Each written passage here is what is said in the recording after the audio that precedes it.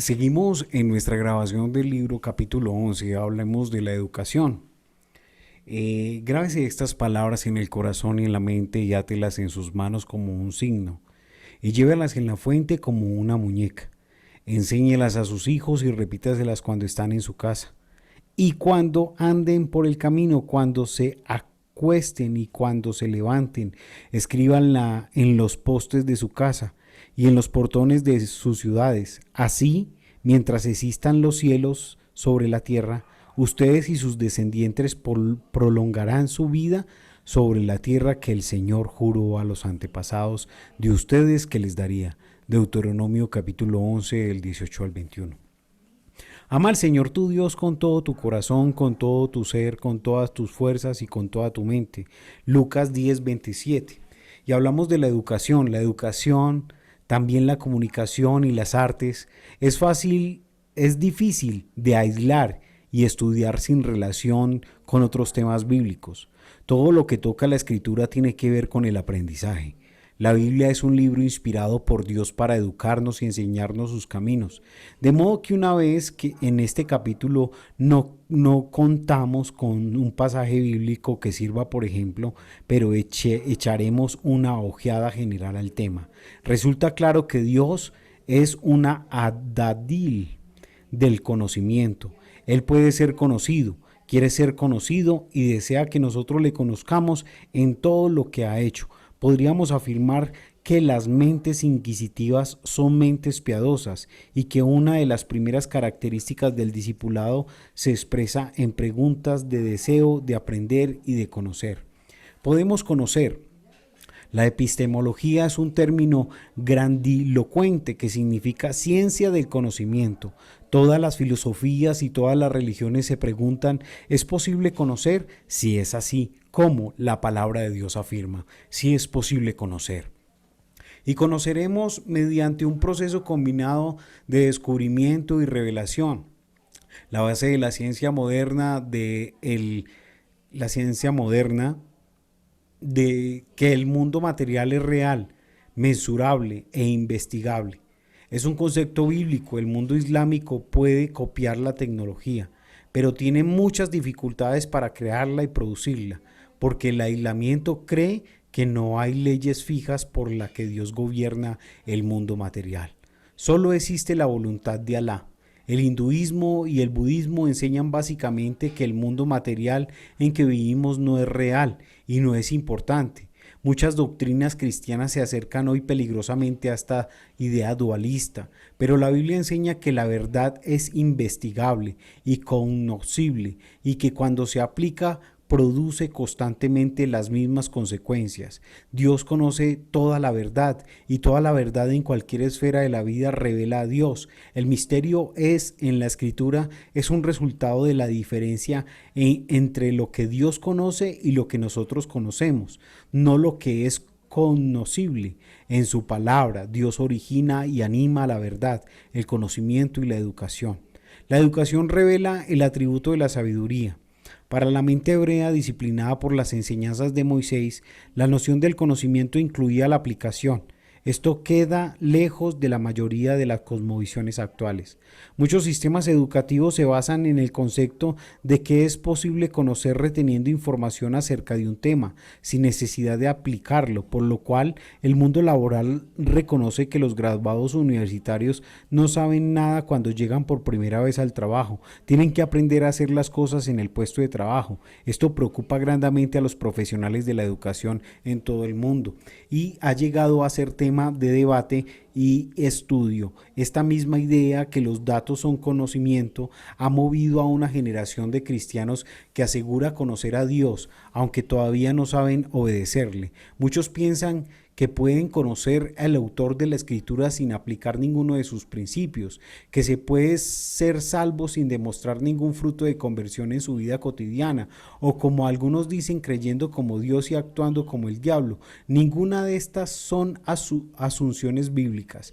De Génesis a Apocalipsis, Dios refuerza el concepto de lo que el conocimiento se demuestra con la acción, la fe con las obras, el aprendizaje con el crecimiento, la sabiduría con el amor. No No hay base bíblica para un asalto de fe en vacío. El existencialismo asegura que no es posible conocer, sino solo experimentar. Jesús rehusó saltar desde el pináculo del rehusó saltar desde el pináculo del templo al ser tentado por Satán. Jesús comprendió que podía conocer la voluntad de Dios sin dar ese salto. La experiencia del salto no era la única forma de conocer para Dios la sabiduría.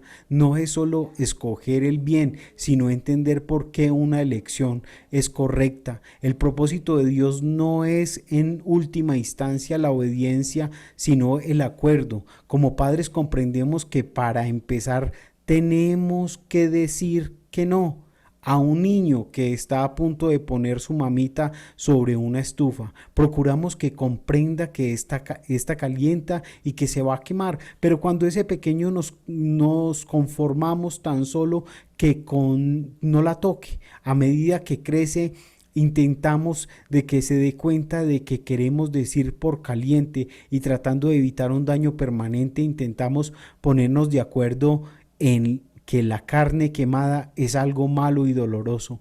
Finalmente preocupamos que no toque la estufa porque estamos de acuerdo en que no es algo bueno.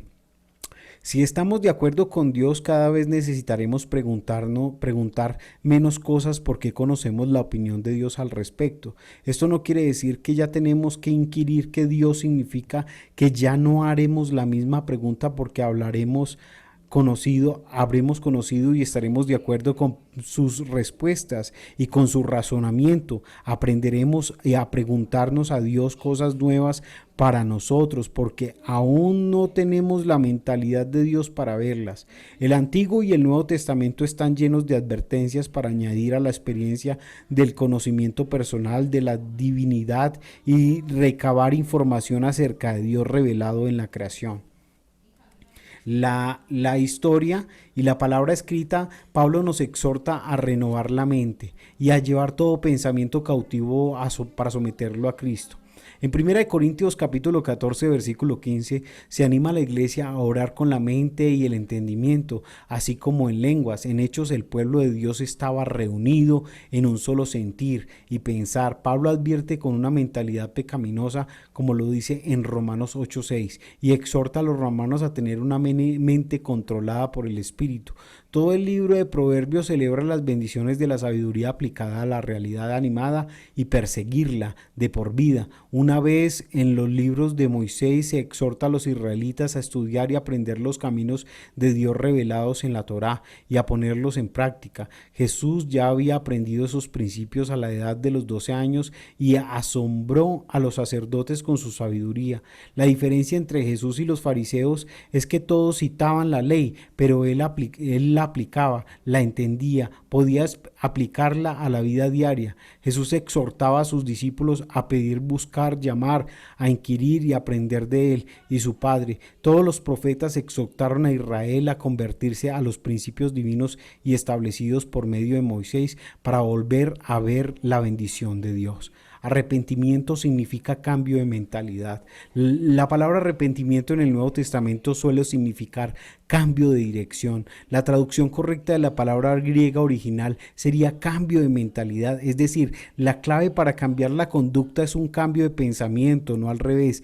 El centrarse en las acciones lleva a la obsesión con la apariencia o con detrimento de la sustancia de la vida. Se ofrece buena apariencia, pero no hay cambio interior. Dios no se preocupa tanto de la apariencia externa, sino del ser interior. Deseamos atraernos a su perspectiva de la realidad y a la verdad, para que seamos como Él, viendo la realidad desde su punto de vista. En el capítulo 10 de 2 de Corintios, Pablo argumenta que la guerra que libramos es un combate mayormente mental. Pues aunque vivamos en el mundo, no libraremos batallas como lo que hace al mundo. Armas con las que luchamos no son del mundo, sino que tienen poder divino para derribar las fortalezas. Destruimos argumentos y toda altivez que se levanta contra el conocimiento de Dios y llevamos cautivo todo pensamiento para que se someta a Cristo. Nuestra batalla contra el mundo es un combate en plano de las ideas y de la realidad, para levantarnos e influir, además de actuar como Jesús lo haría. hemos de pensar como él, la educación y la familia. En un artículo aparecido El Economista a finales de los años 90, los investigadores afirman que el aprendizaje del éxito poco tenía que ver con el dinero o el tiempo que se dedicaba al tema. Descubrieron que se aprendía menos cuando más tiempo, dinero se dedicaba y viceversa. Un factor determinante del éxito o del fracaso era el método utilizado en la enseñanza. Otro factor reconocido por educadores de todo el mundo es el apoyo paterno. Si los padres se involucran en la educación de sus hijos, estos aprenderán más. La escritura concuerda plenamente con este descubrimiento. La autoridad y la responsabilidad de los padres en la enseñanza de sus hijos queda suficientemente claras. En el futuro, cuando tu hijo te pregunte qué significan los mandatos, preceptos y normas de nuestro Dios les mandó, le responderás. En Deuteronomio capítulo 6 del 20 al 15 dice: en Egipto no éramos esclavos del faraón, pero el Señor nos sacó de allá. Con gran despliegue de fuerza ante nuestros propios ojos, el Señor realizó grandes señales y terribles prodigios en contra de Egipto, del faraón y de toda su familia, y nos sacó de allá para conducirnos a la tierra que a nuestros antepasados había jurado que nos daría. El Señor nuestro Dios nos mandó temerle y obedecer estos preceptos para que siempre nos vaya bien y sigamos con la vida, y así ha sido hasta el día de hoy. Si obedecemos fielmente todos estos mandamientos ante el Señor nuestro Dios, tal como nos ha ordenado, entonces seremos justos. Deuteronomio capítulo 11 del 19 al 21 dice: enséñelas a sus hijos y repítaselas cuando estén en su casa y cuando anden por el camino, cuando se acuesten y cuando se levanten. Escríbanlas en los postes de su casa y en los portones de sus ciudades. Así, mientras existen los cielos sobre la tierra, ustedes y sus descendientes prolongarán su vida sobre la tierra que el Señor juró a los antepasados de ustedes que les daría. Los niños absorben su cosmovisión. Como vimos en el capítulo acerca de la familia, el factor crítico es la perspectiva de los padres, ya que los niños absorben la concepción de la realidad que los rodea en el periodo formativo. Desde el nacimiento hasta los 4 años, el niño absorberá los valores y las creencias modelados en el hogar, sea o no intencionalmente enseñados por sus padres. El niño creará la realidad que le transmiten los padres y la copiará. No tiene otra opción en esta fase de su desarrollo, porque es la única realidad a la que está expuesto. Los padres imprimen un sistema real de valores, no necesariamente el deseado por los niños. Por esta razón, Dios enfatiza una y otra vez la importancia de que los padres enseñen a sus hijos la concepción divina de la vida, en las actividades cotidianas como el comer, el caminar y el trabajo conjunto. No creo que la Escritura aconseje que todos los padres deban tener la escuela en el hogar. Esto es solo un método educativo y de la Biblia. No promueve un modelo particular. No obstante, la palabra subraya la influencia de los padres en la vida de un niño, apoyados en el punto de vista paterno. Los niños asistirán a la escuela creyendo que son bastante inteligentes o demasiado torpes para aprender. Ingresarán a la escuela creyendo que el aprendizaje es importante y emocionante o aburrido o una pérdida de tiempo, apoyados en la perspectiva de sus padres. Cuando lleguen a casa será reforzada o rebajada la importancia de los deberes. El hogar será un lugar fomente en el aprendizaje o desaliente. En el hogar adquirirán la idea de que se puede aprender de otros y que las ideas ajenas deben ser evaluadas, no sea que lleguen a creer que no hay nada que aprender de los demás. Antes de empezar a insistir a la escuela, los niños creerán en un Dios que revela la verdad o que no existe la verdad. ¿Se ha preguntado usted por qué Dios dedica tanta atención a la primera etapa de la vida de Daniel y su educación en Babilonia?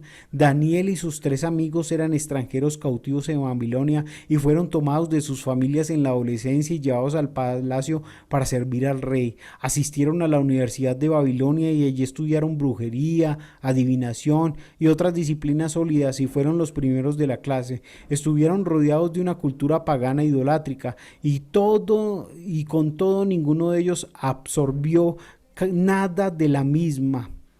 ¿Cómo explicar esto en un mundo en que los cristianos y también los paganos declaran que la televisión, las películas, la música y la publicidad son la primordial influencia formativa sobre la mente de los menores?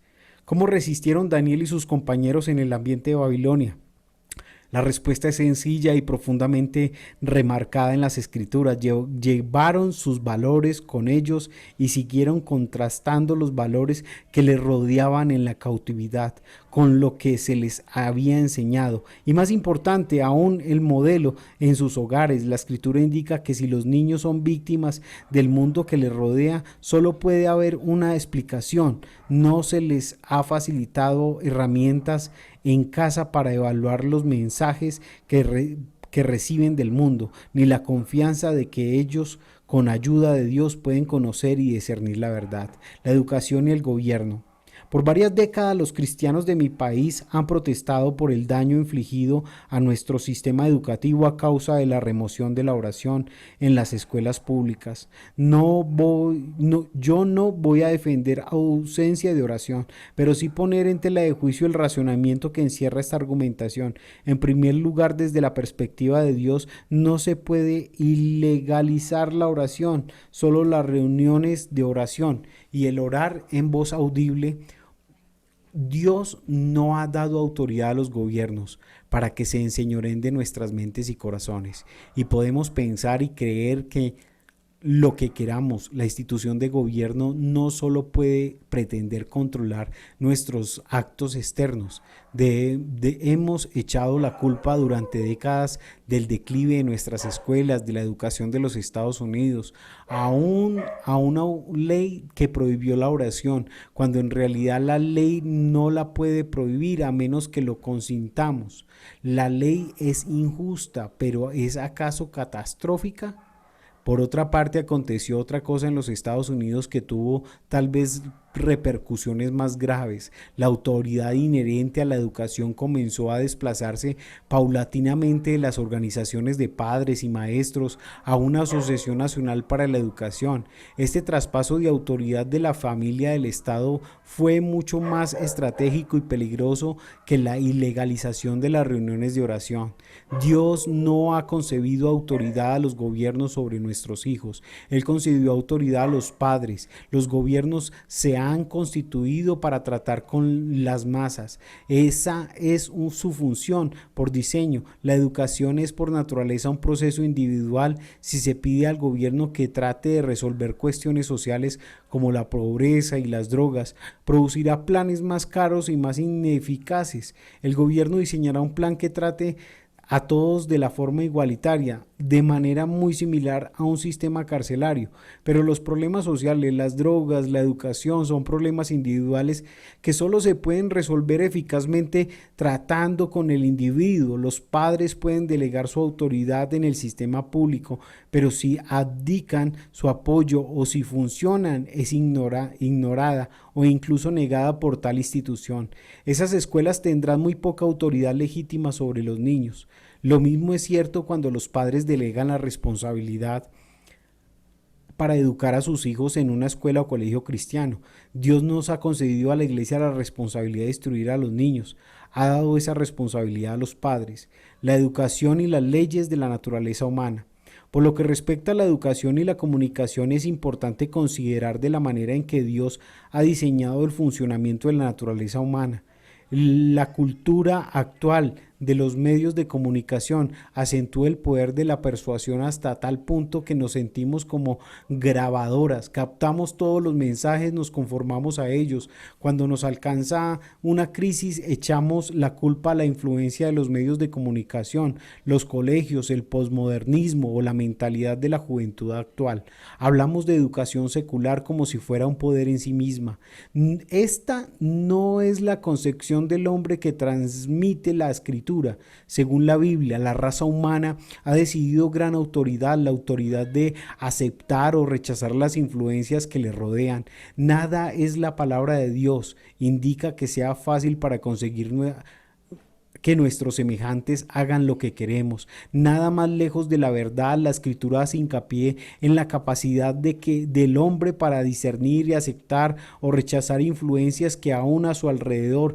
En el próximo capítulo sobre la comunicación trataremos brevemente del lavado de cerebros, de la comunicación subliminal y de las teorías del hombre impresionable, pero por lo que respecta a esta breve exposición acerca de la educación, lo resumiré diciendo que una vez que quedan atrás los primeros años formativos, uno descubre lo que desea aprender. Somos muchos más filtros que esponjas.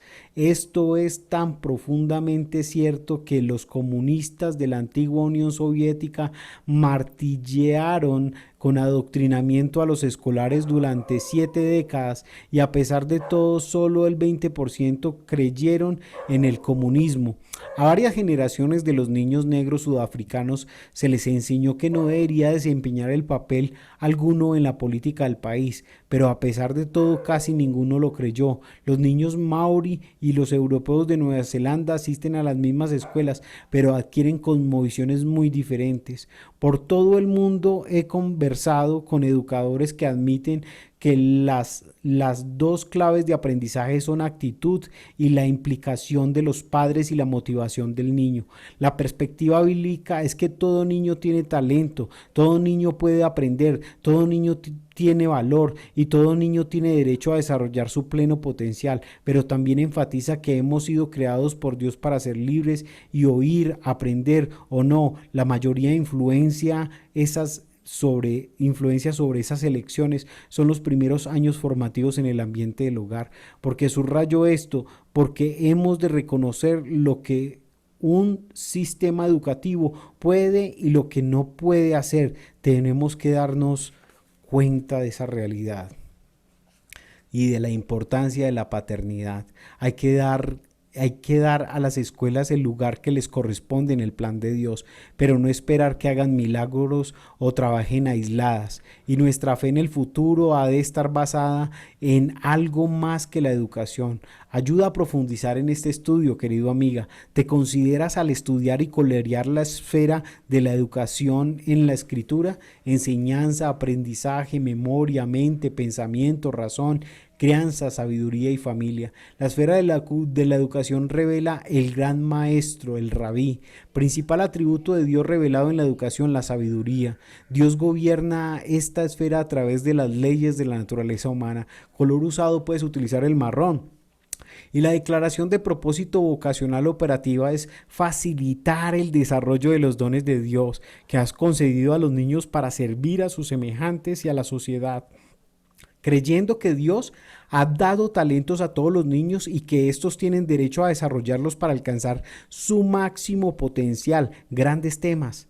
Proceso integral basado en los valores con la participación y el apoyo de la familia. Una nota para todos los creyentes. ¿Le gusta a usted aprender? A Dios sí. ¿Se interesa usted por todo? Dios sí. Para reflejar a Cristo en derredor nuestro hay que emitir un resplandor, una pasión por conocer al Padre en todas las áreas de la vida. Uno de los efectos más trágicos del evangelio dualista es la pérdida de interés en muchos aspectos de la vida. A veces da sensación de que el único tema posible de conversación entre los creyentes es la iglesia, la oración, el cielo y el infierno, y no es que estos no sean importantes, lo son. Pero si Jesús estuviera aquí, se entusiasmaría por pertenecer a la primera generación de testigos que van a nacer y a morir, una estrella a través del telescopio Hubble. Su padre lo creyó todo y él le adoraría en todo lo que los cielos nos siguen enseñando. Se asombraría de cómo su padre creó el ADN, la especie humana. Pondrería en el hecho de que cada célula humana puede reproducirse y lo que ello declara acerca de la naturaleza y el carácter de Dios. A Jesús le encantaría la idea de visitar otros planetas y descubrir lo que su Padre ha creado. Él leería, escucharía anheladamente lo que acontece en el cosmos de su Padre y se entusiasmaría por todo lo que estamos aprendiendo. Desearía aprovechar esa percepción. Dios nos ha dado una capacidad de aprender o rehusar aprender. De Génesis a Apocalipsis, Dios despliega cómo el Señor del conocimiento revelado en todas las verdades del universo escoja pensar como Dios, escoja interesarse encarnarse el amor de Jesús por aprender y despertar el hambre de conocer en los que les rodean. A los niños les encanta aprender, a no ser de que se les enseñe a temer el aprendizaje. Lo único que le falta para aprender es desearlo vivamente y adquirir que no se sabe. Esa es la humildad del niño. Los niños desean preguntarle por naturaleza, han de ser forzados a sentirse necios por su impaciencia por saber las cosas. A Dios le encantan las preguntas y nos llama a pedir, buscar, llamar y a volver a ser como niños. Nota para los educadores. En donde quiera que hablo acerca de este tema, los profesionales de la educación se preocupan que pueden hacer que influir en su sistema educativo. Lo primero que yo les digo es que estudien la palabra de Dios hasta que conciban el aprendizaje desde la perspectiva divina. El celo sin sabiduría no es bueno. En segundo lugar, cualquiera que sean sus posturas puede procurar más participación. Los padres como los maestros pueden comunicarse y entablar una comunicación con los padres de los alumnos, pueden organizar diálogos paternos acerca del sistema educativo y su clase. En muchos países se invita a los padres como voluntarios para que presenten aportaciones al programa y a la gestión de la clase. Como se haga no es tan importante como creer que es esencial. Lo fundamental es comprender los principios de Dios. La aplicación dependerá de la circunstancia concreta de cada comunidad. Me encanta la historia de las experiencias de Bruce Olson. Vivió entre los indios motilones de Colombia. Esta tribu se halla en la edad de piedra y casi enteramente aislada del mundo exterior. Cuando Bruce fue a vivir con ellos, un maravilloso mover de Dios tuvo lugar en ese pueblo y casi toda la tribu se convirtió a Cristo. A medida que fueron creciendo en el Señor, entendiendo la importancia de las Escrituras, creyeron que necesitaban abordar el tema de la educación y aprender a leer. En vez de imponer un sistema educativo a los indios, Bruce Olson les consultó cómo querían iniciar el proceso. La tribu resolvió que primero tenían que aprender a leer. Los ancianos que para poder enseñar a los niños, de lo contrario quedaría destruida la fibra de la autoridad en la tribu. Si los ancianos nos aprecian primero, se realizaría la importancia del aprendizaje y ellos podrían modelar para los niños la importancia de la lectura. ¡Qué excelente aplicación! Como administradores y miembros de consejos escolares debemos procurar influir con un plan de acción que devuelva la participación y la autoridad paterna al sistema educativo. Esto no quiere decir que el Estado no tenga que desempeñar ningún papel en la organización y supervisión del sistema educativo, pero sí en la autoridad del sistema debe ser en lo posible local y poseer de los padres. Los directivos del colegio pueden canalizar una voz para los padres, ya sea de manera formal o informal. Pueden crear una estrategia de comunicación que les ayude a sentirse informados e involucrados. Y usted puede ayudar a los profesores de la clase a hacer lo mismo. No pretendo asegurar a conseguir que los padres me impliquen, que sea cosa sencilla. La apatía abunda. No obstante, cuando más se impliquen los padres, tanto más sano será el sistema educativo. Queridos amigos, hemos llegado a nuestra finalidad del capítulo 11 del modelo de transformación social del Antiguo Testamento por la doctora Landa Cobb.